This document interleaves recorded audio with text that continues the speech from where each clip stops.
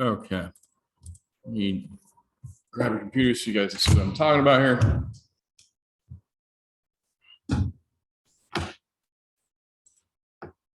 All right. Cherry.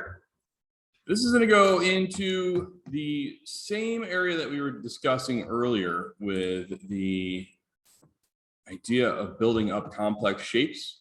And again, we're using something like fruit because it's something that hopefully we're all familiar with. And it's something that I think the simple shapes, if you break it down, we have the stem and we have the actual object of the cherry, the fruit of the cherry. So how to do this is going to be in a different way than how the banana was handling that gradient mesh.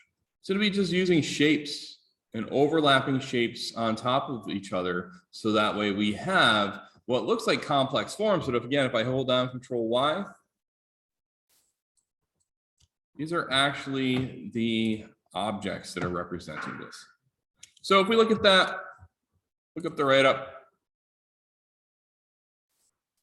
Just hide this control so this is easier seen.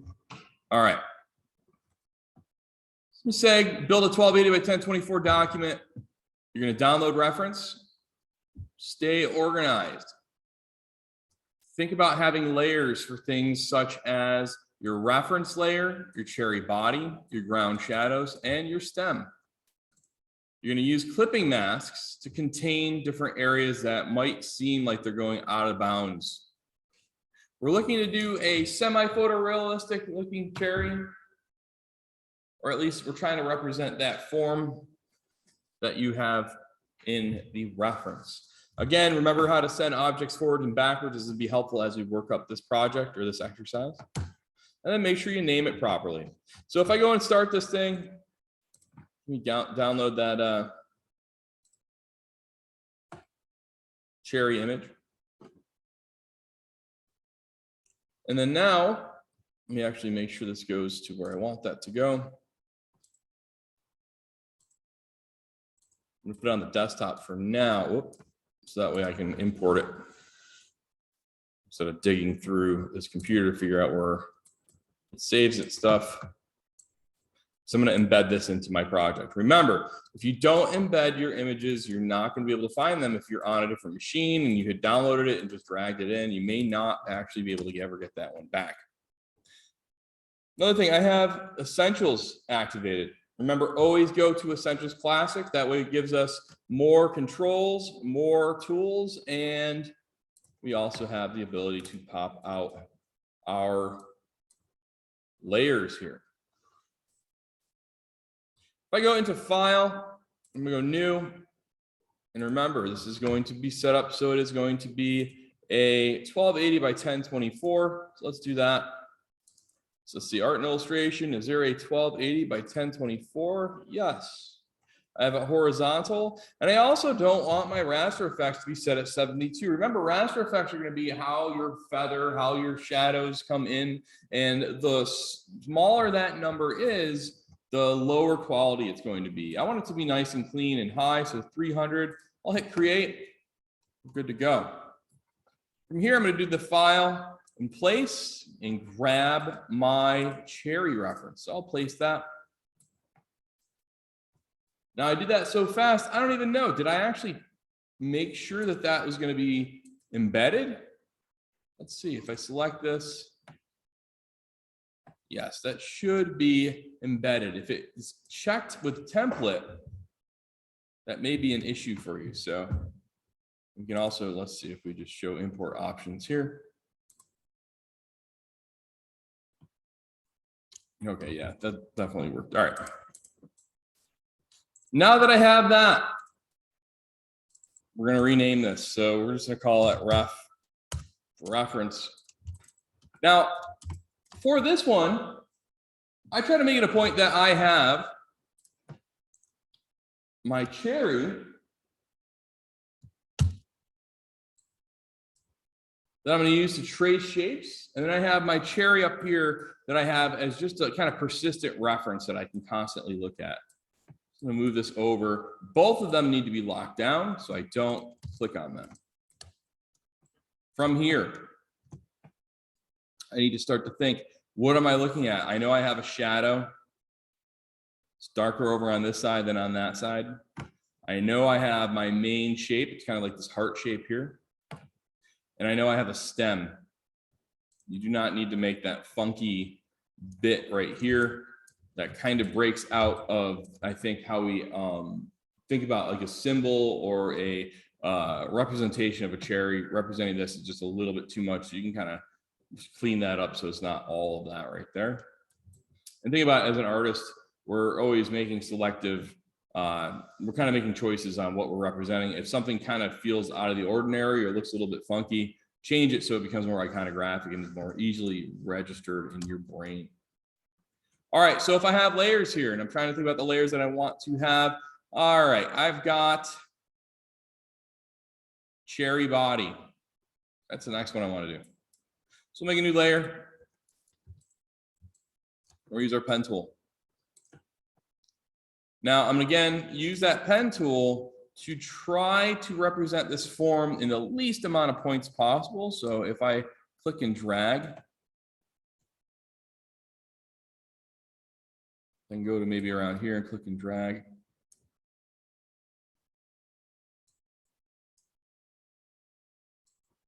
We're just clicking and dragging around the shape. If I wanted to spend forever on this, I probably could make this thing use even less points. But I'm okay with where I'm at with this. So there we go. So I've made my shape. Now it's time to clean this up. So I'm going to go inside of here, look at some spots I kind of totally messed up. And that's going to be right here.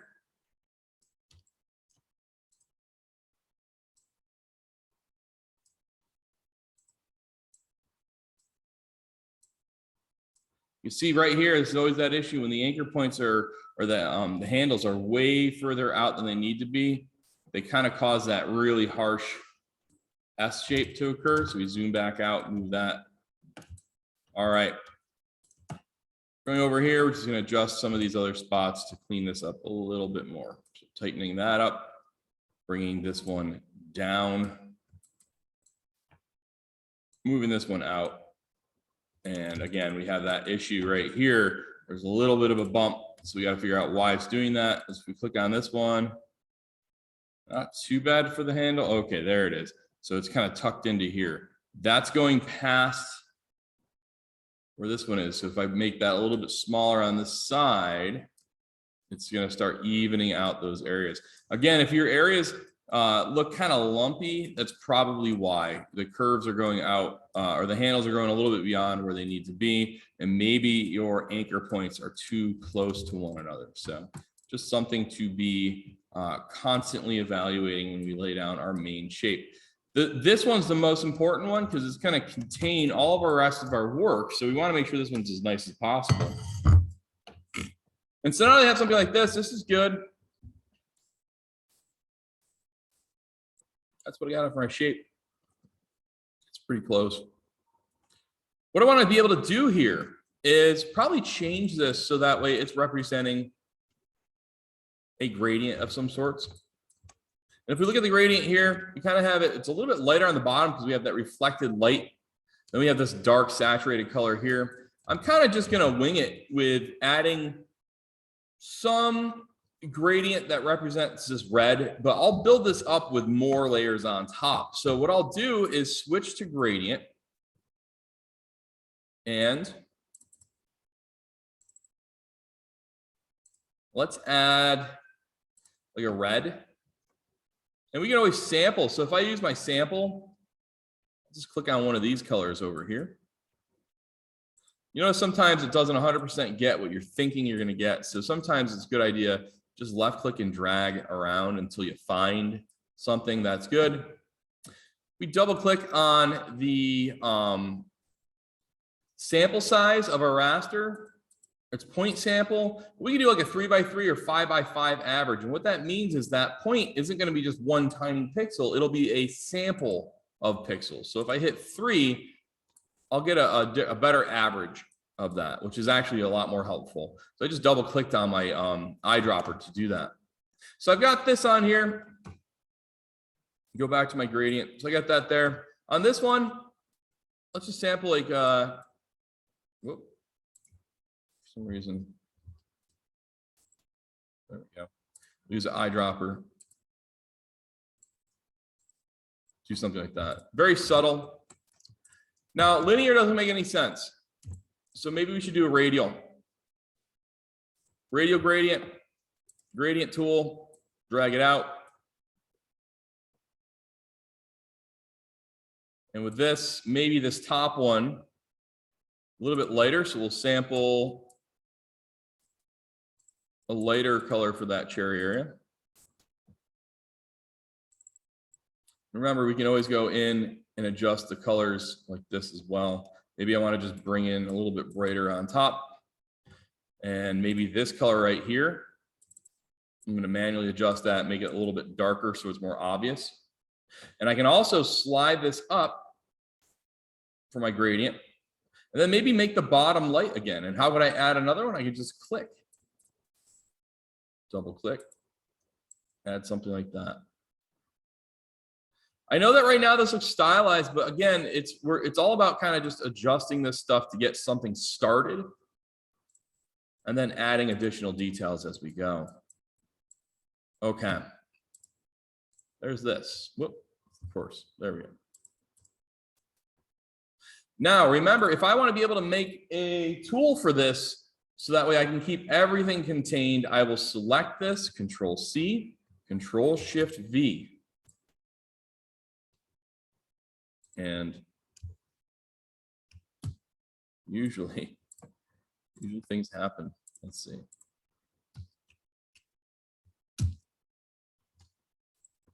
Okay, let's see. Edit copy, edit paste in place. Yes, Shift Control V. Okay, there it goes. All right, so I've got two of these. What I want to do is make that into a clipping mask. So anything that's inside of this area can stay contained. And the reason why is, let's look at this spot right here. Kind of have this really cool space right here, and then some stuff going on up on top. So if I wanted to represent that inside of here, let's first go over here in our image, and I'm just going to actually draw that out over here and bring it over. So maybe it is going to be, let's just try something like this. You'll notice I said try because a lot of this is an experimentation. We're trying to see, does this represent that form? What else could I do?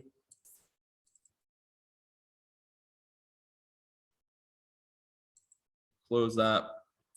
And I'm going to use my anchor point tool. I want to make that rounded. So I'm using this just to round it. I was being a little bit messy there. All right. I've got this shape. Clearly, that makes no sense. But if we take that, move this over to here. And now that we have this over here, if I were to take this, have the other layer selected, so the main shape I'm going to use as a clipping mask. We're going to make that underneath. This one and that one. We're going to go to Object, Clipping Mask, Make. Good. This is now in a clipping mask. The issue is that we can't see it because it's using the same gradient as that one. So let's change the colors. I'm going to go with my eyedropper tool and maybe sample like a white or like a pinkish color like that. Now that I have something like this, let's use our appearance settings, and we're going to go into something like feather. Okay. Now it looks like not anything you want to write home about. So what we're going to do is start to adjust the opacity on this as well. Okay, that's starting to give a little bit more definition to this. And as I squint my eyes, I see, okay, so there's a little bit of lightness on here. There's definitely more of this top part. So I can go in, I'm going to adjust that as well by making yet another shape. And if I don't want to have to do that over there, I can always go over here and turn this off. That's fine. Just make sure you're turning off everything so you're not being influenced by anything that you've already written down or drawn out. I'm going to draw out this shape.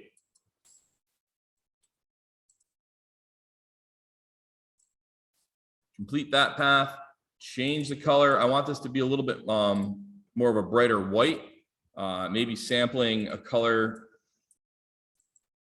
close to white like that. Again, feather it.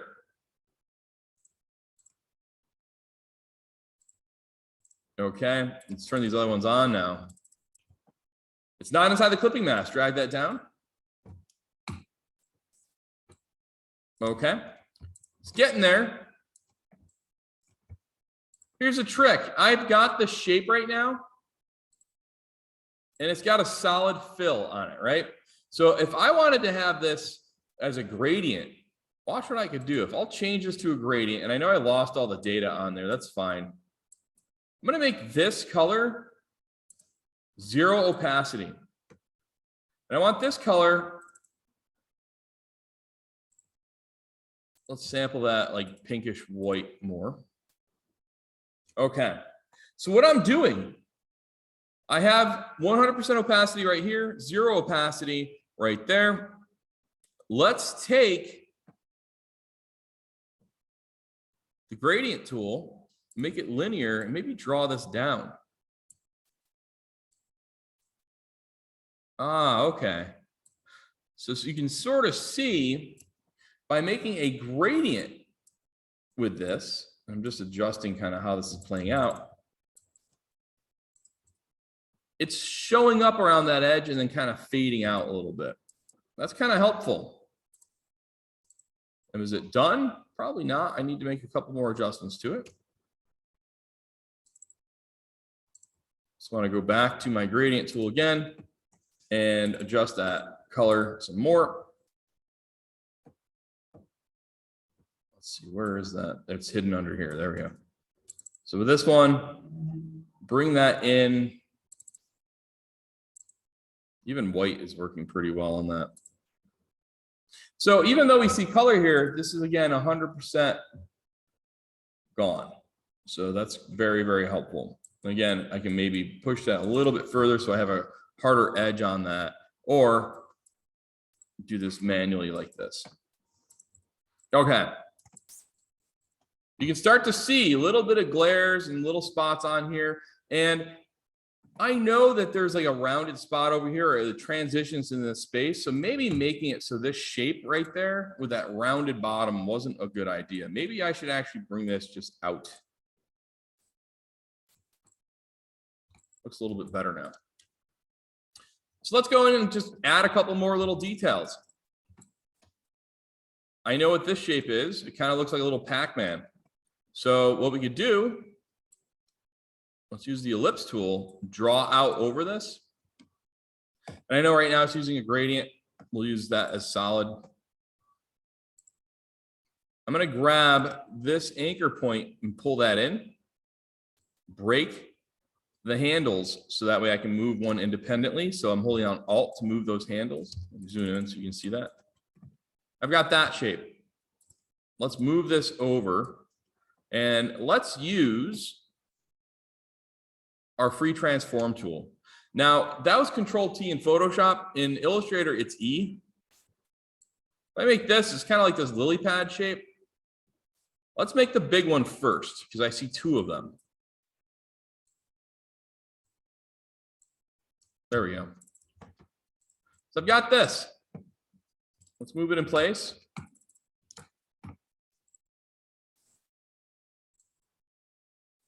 And again, I can just turn off these other layers if I wanted to get exact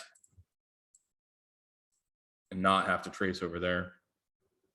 All right, let's do that feather again.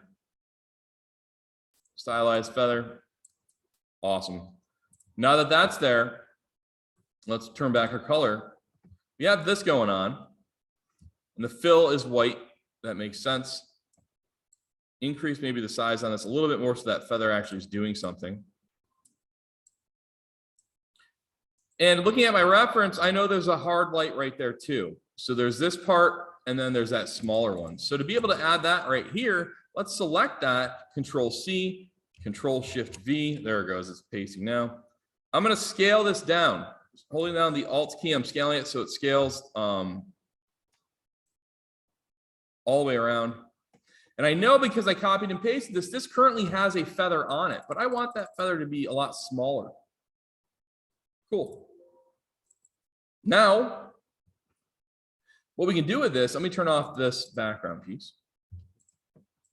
Kind of evaluate how this is being perceived on this cherry. I almost said apple. There we go. So now, opacity. Probably want to knock that back. If we look at it like this, that's pretty intense. So it's going to go down. And now, zoom out. These are all starting to put themselves together. Now, what makes this image feel like a cherry is because it's those little tiny pieces that we're slowly building up. We want to look at it, and I kind of went really quick around different little pieces, but I looked at major chunks of lighting and shadows. I put those in first, and then eventually I'll start adding these little tiny dots and stuff like that. Maybe a little bit of color there. I don't need to go super crazy with that because we already noticed this, like it looks like a cherry. But just building up big shapes first and then putting in the little tiny details. Always go from macro to micro. So one other thing, and this is the part that troubles a lot of students. How do you make this, not the stem, but the indent? That's the part a lot of students have trouble with. I don't add that until after I've established the core shape, and then I'll add a multiply layer of a color to indent into there. So let me show you how you can do this very easily. First, we need to realize, yes, that's an indent, but what do we see around all of this? That's all highlight, right? So that highlight lets us know that there is a change in the shape. Then from there, what we need to do is just quickly add. Just gonna go around something like this, and it may not be 100% perfect, but that's okay. Okay, so I've got this shape. Let me just move it over really quick. I'm gonna sample something like that. Now let's plop that into position. Move this over here.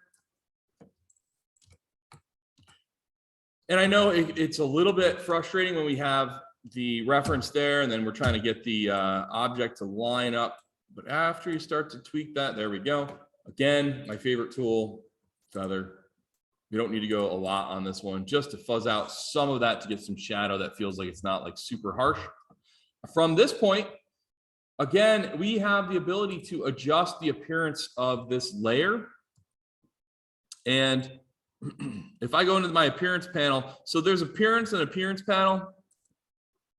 I can change the way this is actually being used in my layers. So if I were to take this and let's say, where is that? Effects. Oops. Now my layer, there we go.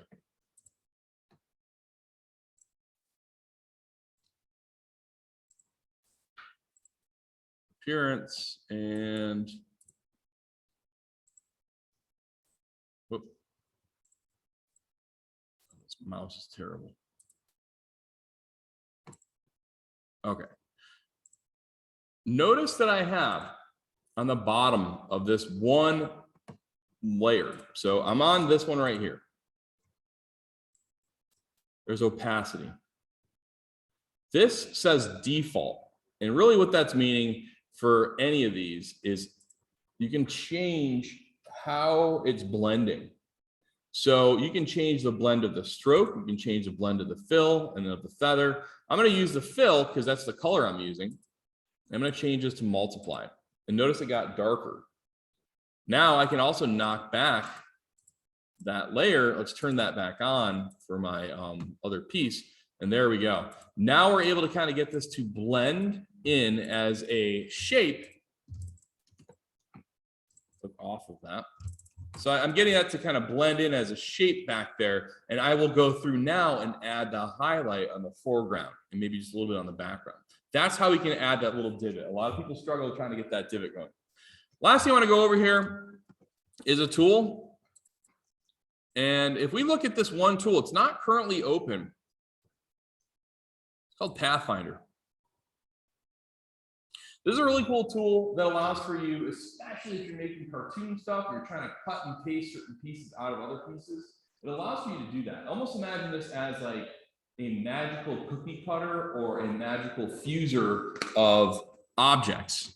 And inside of our write-ups here for content, I have, just because it does have a lot of different things you can do in this, just a really quick write-up of what do these things do? Well, there's Unite, which you get two shapes, make them one. And we'll look at this in a second. Minus front. So you'll subtract the thing that's over the other thing, and you'll get another shape there. Intersect is when two objects come together, you get that little piece in the middle. Or exclude, where you will get the two objects coming together, but the parts that overlap go away. I think that's probably the least used one. We also have the ability to divide our objects. So maybe you wanted to keep those pieces that are overlapped. This is a way to do that. Trim. Again, you can cut off another one. And then merging and crop. So let's look at this actually in action, because I think looking at pictures is crazy. Let's say I have an ellipse and it's red, and I got one here, I got one here. Now that one's in the foreground of the other one, so I need to make sure if I have both of these selected, I click merge.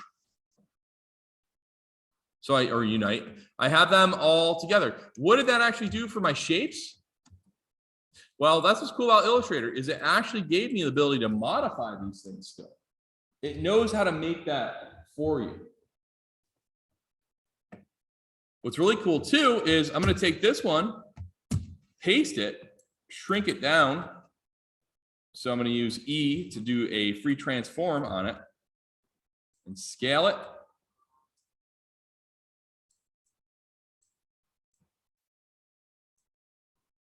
And from here, let's select both of these now, and let's do a minus front. Okay, I've got some weird cartoon eyeballs now, right? And again, it's a vector shape still. It's still modifiable, which is really cool. Maybe I'm going to take these two shapes, and instead I've got them like this. And let's use this. So intersect. It's only the spot that's there. It's left over. And then we also have the opposite of that. Pathfinder's divide allows for us to be in a group to have three shapes now. So you can see how that's done. I'm going to share with you guys a tutorial by an illustrator that uses this quite a bit to make cartoon characters like wolves and stuff like that. And you can kind of see how these come together. So as this group, it grouped them together, but you'll notice by using trim, there's my foreground and my background, and they are separate pieces. There's like a shoe for a 1970s kids book or something, like the Mr. Men books, like Mr. Tickle and all those creepy British cartoon characters. Okay, so there's that. Combining obviously didn't do anything for me. However, if I were to take these, put these together like this, and make a human centipede, there you go. Look, you've vectorized that, and now you can't unsee that. Yep. That's the issue, is the lower ones. Unfortunately, yeah, and I don't use the lower ones as much because it does seem like it's that same tool. Because if I look at actually the controls on this, no, it looks almost identical. I don't really know why merge and unite are there. I don't use that enough to, I'm sure there's a reason. You definitely don't want to take my word for why. It's rarely will I ever use these bottom ones. And I will tell you, for most of the stuff I ever do in Illustrator, the pen tool is like the thing I use. Like I would say like 90% of the things I'm doing, pen tool. And then using these other tools are great, especially when you want to make geometric form. So if you are making a kid's book, or if you're making a logo, this is the thing, especially a logo. So let's actually back this up, because logos are almost always using geometric forms. They seem cleaner. So if I hold down shift, I make this. Control C, Control V, and I'm going to try to kind of align this. And I could actually line this up better, but I'm just trying to get this out here. All right. So this is kind of like 1, 2. Let's get that up higher. 3 of these things. All right. So if I had all of these selected, actually, they need to overlap. I'm going to botch this, I know. All right. So if I had these 3 shapes, and if I actually took the time to line that up, and I were to subtract these, or actually let's do divide. There we go. So divide, let's go in the group, and I've got, actually we can delete that one. Delete, delete, delete, and then let's grab these, and then let's combine these. So now I've got this one shape. And I can, like, let's say I'm working on flowers or something, and I have to populate a whole like foreground of flowers from Peppa Pig or something. Copy, paste, copy, paste, copy, paste. Instead of having like, you know, this group now contains only one, or actually they're still there, but they're merged together now. It's a lot less that I have to worry about. And it looks like, yeah, those will still stay that way. So.